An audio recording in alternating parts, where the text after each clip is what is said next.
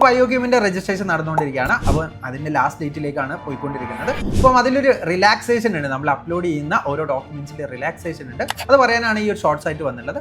ആദ്യം തന്നെ നമ്മൾ ആഡ് ചെയ്യേണ്ടത് നമ്മളൊരു ഫോട്ടോഗ്രാഫാണ്.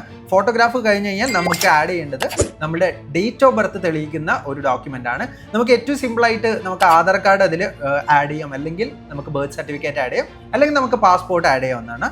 ഇനി നമ്മൾ സ്കൂൾ ഏതാണ് അല്ലെങ്കിൽ നമ്മൾ സ്റ്റുഡൻ്റ് ആണെന്ന് തെളിയിക്കുന്നൊരു ഡോക്യുമെന്റ് ആണ്. ആ ഡോക്യുമെന്റിൽ നമുക്ക് എന്തൊക്കെ ആഡ് ചെയ്യാമെന്ന് ചോദിച്ചിട്ടുണ്ടെങ്കിൽ നമ്മൾ സ്കൂളിൽ ഉള്ള ID കാർഡ് ആഡ് ചെയ്യാം, അല്ലെങ്കിൽ നമ്മുടെ കഴിഞ്ഞ വർഷം അല്ലെങ്കിൽ ഈ വർഷം നമ്മൾ ഫീ അടച്ചിട്ടുള്ള റെസീപ്റ്റ് ആഡ് ചെയ്യാം, അല്ലെങ്കിൽ നമ്മൾ കഴിഞ്ഞ വർഷത്തെ നമ്മുടെ റിപ്പോർട്ട് കാർഡോ അല്ലെങ്കിൽ നമ്മുടെ ഒഫീഷ്യൽ സ്കൂൾ സ്റ്റാമ്പോട് കൂടിയ റിപ്പോർട്ട് കാർഡോ നമുക്ക് ആഡ് ചെയ്യാവുന്നതാണ്.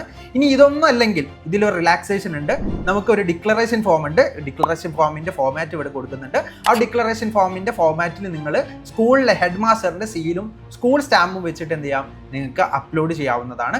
ഇതാണ് ഈ ഒരു മേജറായിട്ട് പറയാനുള്ള ഒരു അപ്ഡേറ്റ് എന്ന് പറയുന്നത്. അപ്പോൾ IOQMന് ഒരുപാട് പേര് രജിസ്റ്റർ ചെയ്യുന്നുണ്ട്. ഇപ്പം ജൂലൈ 25 ആണ് നമ്മളെ ലാസ്റ്റ് ഡേറ്റ് വരുന്നത്. ലാസ്റ്റ് ഡേറ്റിലേക്കൊന്നും നമ്മൾ പോയിക്കൊണ്ടിരിക്കേണ്ട, അല്ലെങ്കിൽ ആ ലാസ്റ്റ് ഡേറ്റിലേക്ക് നമ്മൾ അപ്ലിക്കേഷൻ നീട്ടി വെക്കേണ്ട.